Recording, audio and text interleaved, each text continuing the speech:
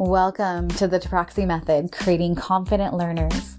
The Taproxy Method uses a unique combination of breath work, brain-body work, gratitude, and a clay-based program to affect the neuroplasticity of the brain in students, to help strengthen their mind-body connection, help them develop a growth mindset, and most importantly, trust and confidence in themselves.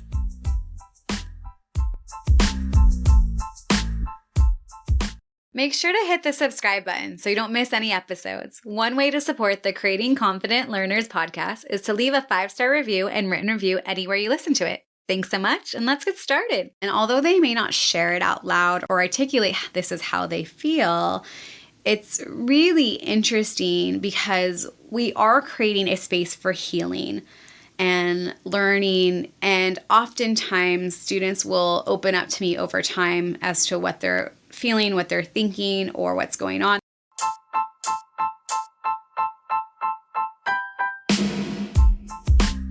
Be sure to sign up for the Foundation course. This course is here to support you, both parents and educators. It teaches the exact foundational tools I have used with students to increase focus, ease anxiety, and help raise confidence and self-esteem so that they can succeed in all areas of their lives, including academics.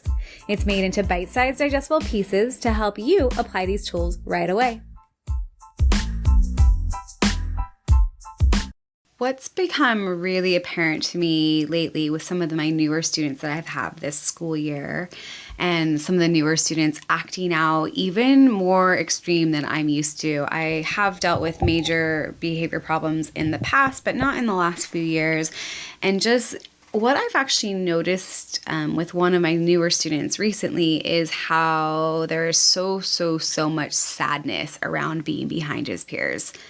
And he would never tell you that. He acts out in lots of ways. And I didn't realize until this one interaction how much sadness is below that kind of anger or acting out. And I've had to have a lot of talks with him lately about not acting out, not giving up, that I am here to help him. And that I know it's hard, but eventually gets easier. And when I have these really empathetic conversations with him, he calms down, he listens. I can see he's really hearing me. And now that I look back and think about all the students I've worked one-on-one with, how they all show their sadness about being not at the level of their peers in different ways. Some of them shut down, some of them check out, some of them make up stories, some of them create bad behaviors because they're just seeking attention. With this kid in particular, there was one day, I haven't had behavior every single time, but this past week, for some reason, I was getting behavior left and right, and he, out of nowhere, just kicks the chair, looks at me, waits for a response. I completely stone face him. He does it again, the kicking of the chair. I don't give a reaction whatsoever, and then he stops. And so what I'm noticing with this newer student is that he is so used to negative attention. That's where he gets his attention from. And so what we're having to do now is rewire that, rework that, focus on the positive, the good, so that those negative behaviors will dissipate eventually, and then we'll be able to really deal with the academic challenges that are happening. But every time I have a conversation, and some things I stone face and don't react to, so they're not perpetuated, but some I really have conversations about. You know, there's no need to act out in a one-on-one setting. No one else is watching. You know, some things are hard, but I am truly here to hold space and help him through whatever is, hard. And on the flip side, I just had this amazing story of one of my students I've had for a couple of school years, and she was shutting down a few years ago in a different school. She's now transferred schools, different teacher, different environment, different grade level.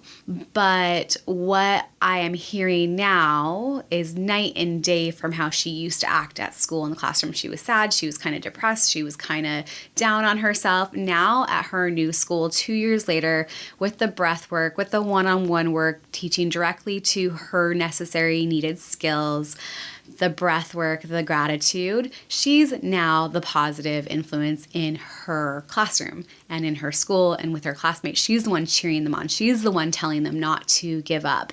And what an amazing transformation from being sad and acting out and feeling down and giving up to now being the encourager for her classmates. And that's a 2-year turnaround. And it's been really good for the last, year and a half or so. But like, this is the practice of gratitude that is permanent. This is the stuff that we see later on. It's the building of the muscle. I remember when I first learned the practice of gratitude, where someone had told me in my late 20s to write 3 things down every day. And the first day I did, I remember seeing like everything started popping out. My attention went to all the good things that were happening. It was almost hard to pick just 3. But with time, with practice, there's something that physically changed in my nervous system, in my body, in my brain, within my internal world, where it started to be uncomfortable to be negative.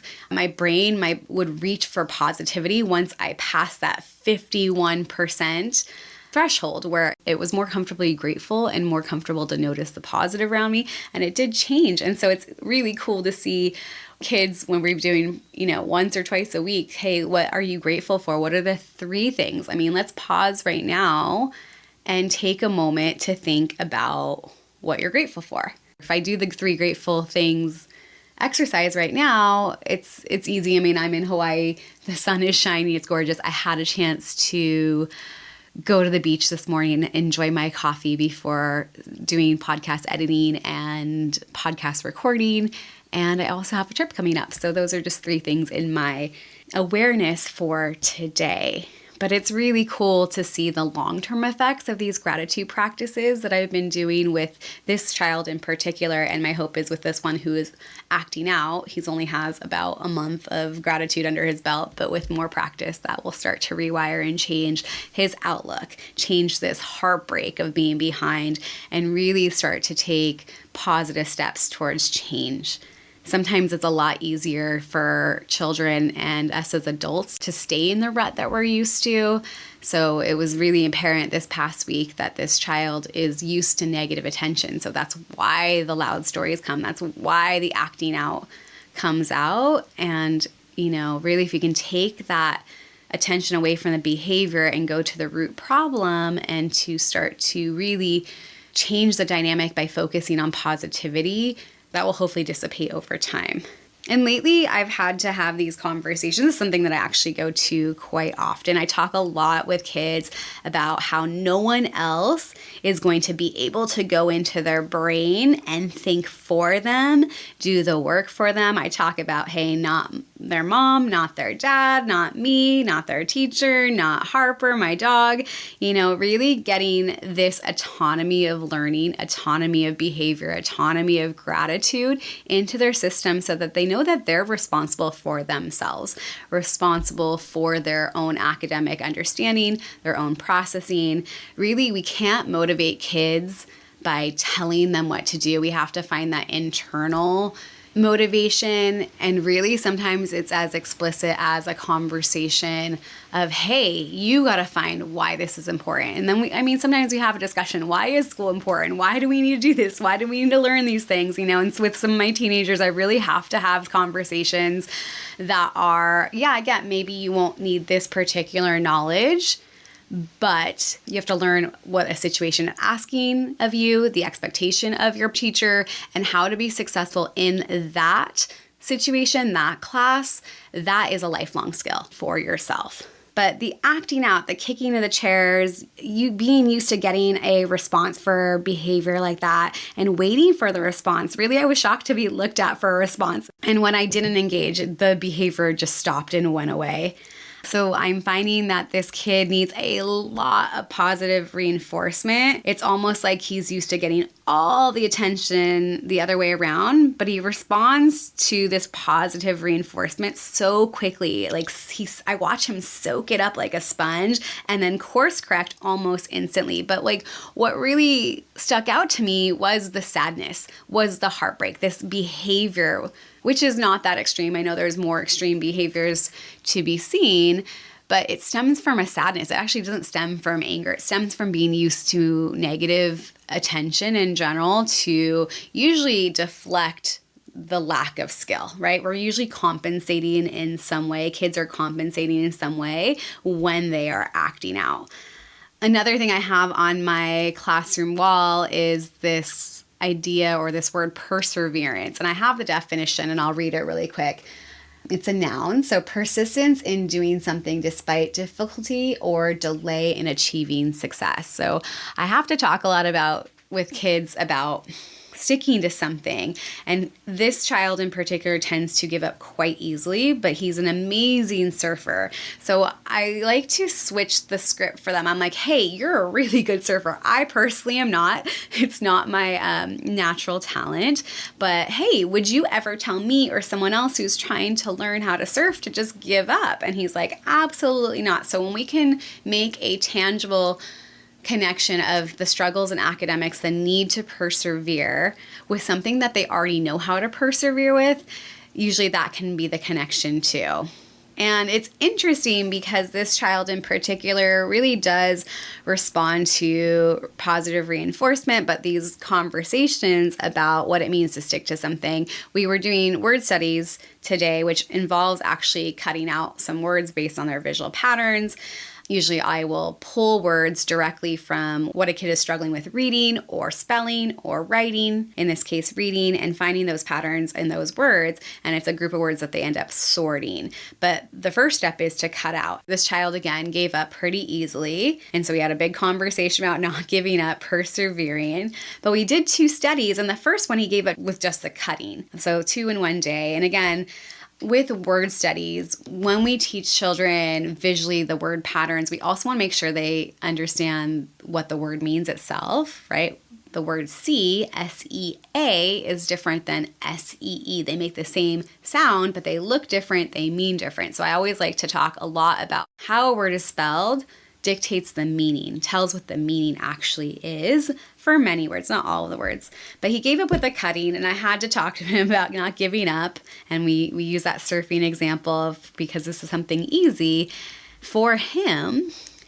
But not for other people. So I know he would never tell them to give up. So, and then it's funny to watch, like literally 10 minutes later, we did a second one because there was 2 word patterns that I wanted him to understand that he was not absorbing in just reading text. And he did so well. The cutting, the reading of the spelling patterns, the tools to look at the spelling patterns with his eyes versus his ears. And, just the quick turnaround when we can give the reason why sometimes, but also just positively reinforce what they're doing, reinforcing the positive behavior, the perseverance, the sticking to something versus the negative behavior or the giving up, and we can really build them up that way, we will see some drastic changes pretty quickly. Like, the 2 word studies in one day, the first one giving up on cutting, the second one, really going through the whole thing with awareness, with intent, with ease, and with, focus, really. And it's not that this child can't, that he's not capable, but his default mechanisms is giving up quickly. They just overtake. So there's a lot of work that's happening right now with this student in particular of really talking through that giving up and how to pick up and try again. And, really we only fail if we give up, that. So we're having a lot of those conversations lately, and I do a lot of discussion with the students that I see. There's a lot of talking to make sure they understand what they're talking about, understanding why, what they're doing. But when we have a pattern of self, characteristic, a habit that has become part of our personality, it takes a little bit of effort to reroute that. So for this child in particular, he gives up very easily. So we're working on how not to give up, picking up where you left off, and just completing the task fully at the pace that he can handle with the positive encouragement and taking away, that negative behavior, that negativity. And, he's really does respond well to that. But again, it makes me think of the heartbreak. It's easier just to give up. I'm used to giving up. So we're really having to repattern and rewire what's going on right now. And yeah, the process sometimes is hard and this process in particular is hard because we're having to undo a lot, undo the behaviors for attention, the baby talk, the goofing off, the stopping and just giving up, the kicking of things for attention, the attention to looking around and, wondering about everything else versus what is actually the task at hand. So a lot of times when kids are behind, we have the emotional component like heartbreak or anger or sadness around not being at the level they want to be at or be with their peers if they're noticing, right? As kids get older, they start to really notice the gaps, right? And it's natural to struggle to a certain extent in that kindergarten, first, second grade level. And then as things get harder in upper grades too. But if there's a big discrepancy, then we have to overcome the emotional component. And in this case, when kids start to have behaviors like giving up or negativity, we have to overcome those first with the gratitude, with the breath work, with filling in the holes so that we can really start to deal with the academics after. A lot of times emotions and other things, the internal state, the self-talk, is affecting how well a child is learning as well. Just the other day, the same student was in awe of how fast I was at writing and reading, and I had to tell him it just took practice. I didn't give up. So I have a lot of conversations with kids about going, hey, I didn't know how to do this the first time. It's the practice that makes it, easy. It's not that it's just a one-time thing or I just did it once, but I have gotten better and better and better. And I actually do this every day or every school week. So that helps as well. It's still in my consciousness, my awareness, my focus. But this kid in particular, when he gets something, he just lights up when something is easy for him. We read a book for the second time. It's an early reader, so we're still trying to get all the more complex reading patterns, and that does take enough practice, enough repetition for the brain to make the synaptic connections to really remember and retain.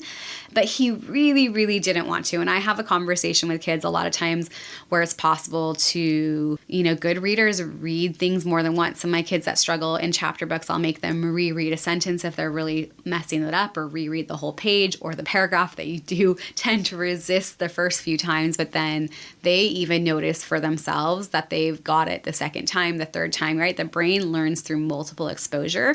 But what was really cool is we read this level 1 book again for the second time, and he was like, oh, that was easier, because he'd already done it once. He'd already put the struggle in, and it wasn't even the same day that he was reading this book. But we want them to notice when they put the positive effort, they do reap the rewards. What's heartbreaking as well is when a kid really, really studies and tries and is trying hard and there's no correlation to getting better, but when they've done something different than what they normally do and there's a positive result, I really like to celebrate that with them so they can see that, hey, this effort is paying off for them. And so I often, like with the reading, tell kids that good readers read books more than once, or even that sentence or that paragraph or that page. I do remember being in middle school and reading full pages, or maybe 5th grade, and getting to the end of the page and not having any idea what I just read, so having to go right back up to the top. So I understand that frustration, but it's really cool when they make the connection that it's easier the second time, they remember more, they read smoother. Again, I read out loud with all kids, kindergarten through high school, up to 20 to 40 minutes depending, and I'm pulling specific vocabulary, specific word patterns, specific words that they are having trouble with in that context. And when you read out loud, there's ample time to really talk about what's going on to help the modeling process of reading that goes on internally. And then I actually have another kid right now who's now getting better at reading out loud, and he needs to learn how to also read independently and silently in his head. But it's really fun to watch all my students right now kind of just up leveling and, reading. There's multiple parts to it. There's the fluency of reading out loud, the reading muscle or stamina to stick to something that's hard or just for a length of time. That's a skill in itself. Reading out loud and reading independently, retaining information, being able to comprehend deeper questions as well as summarize. There's just so much going on. And so when it comes to reading, a lot of kids that I work with don't want to do that double work of reading over and over again, or put in the second effort or try to get it right. Of course, I always, not necessarily in reading, but other assignments say, hey, do it right the first time so you don't have to do it again. That's always disheartening. But when it comes to reading and rereading of the sentence or paragraph, if it's not smooth enough the first time, or rewriting their spelling mistakes. So with the older kids, when they start to write their own spelling mistakes from their own reading and edit and go through the process of a rough draft, a free write, 15, 20 minutes writing their story or idea down, a paragraph or two, a page, whatever their writing rate is, then editing and then recopying that whole thing to fix their own mistakes. We're going to fill in their gaps quicker. I always talk about filling in their specific gaps, their specific misspelled words, their specific misread words, their specific known vocabulary words. We want to teach what they don't know so that they can fill in those holes as quickly as possible and then transfer it to other things. But when we have that rereading of sentences, of paragraphs, it's not smooth the first time, or they have to rewrite their spelling mistakes. But every time I hold these kids who don't want to do this accountable, they notice for themselves that it made a difference. And we want kids to notice what works, that there is some perseverance, there is some grit, there is sticking to and retrying and redoing something better so that your brain and yourself can, learn something better, which then adds to their self-esteem. And furthermore, this is how the brain learns. The neuroplasticity of the quickest route to retention is repetition. But this week in particular, the sadness was so apparent to me. And I realized that a lot of kids I've worked with before feel the same way. So this one kid kind of just lit it up in my head, and I could almost feel the sadness through the empathy and just his body language and how extreme he was acting out after even a few weeks of working together. And although they may not share it out loud or articulate this is how they feel, it's really interesting because we are creating a space for healing and learning education in the true sense. And oftentimes students will open up to me over time as to what they're feeling, what they're thinking, or what's going on. They just need a place to express how they're thinking and feeling.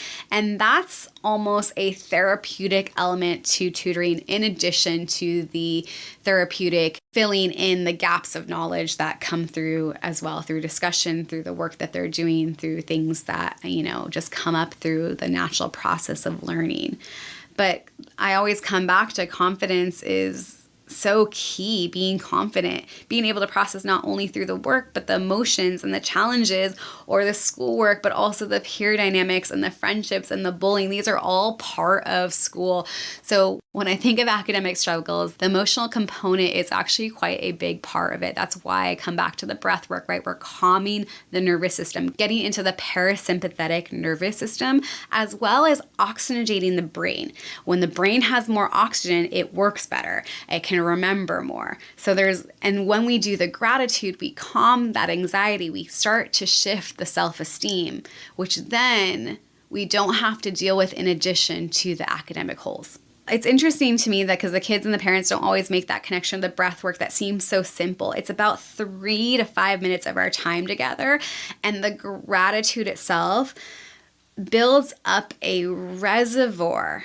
The breath work and the gratitude are these tools, are these components, are these keys that build up a reservoir of resilience for kids in any adversity. Academic, true, but also the inevitable bumps that life throws our way as well. So I am lucky enough to work with kids for multiple years through multiple grades and see them mature and grow up, but really seeing when the gratitude changes their personality, changes how they interact with other people, how they show up in new environments and for other people, and how that has a ripple effect into creating positivity and gratitude to their peers. This is why this is important. We want to overcome the heartbreak, overcome the sadness of being behind, change that internal dialogue, change that confidence, change that self-esteem so that they can not only be critical, thinkers and learners and lifelong learners, but also happy humans as they're doing it.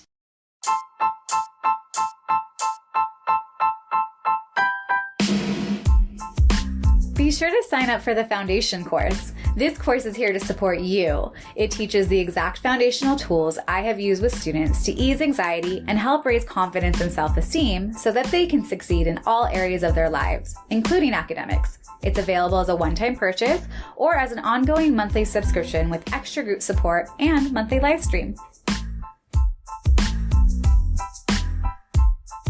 Be sure to sign up for the newsletter to stay in contact. Keep up with the Creating Confident Learners community on Instagram and Facebook at Creating Confident Learners. Have a blessed day and aloha!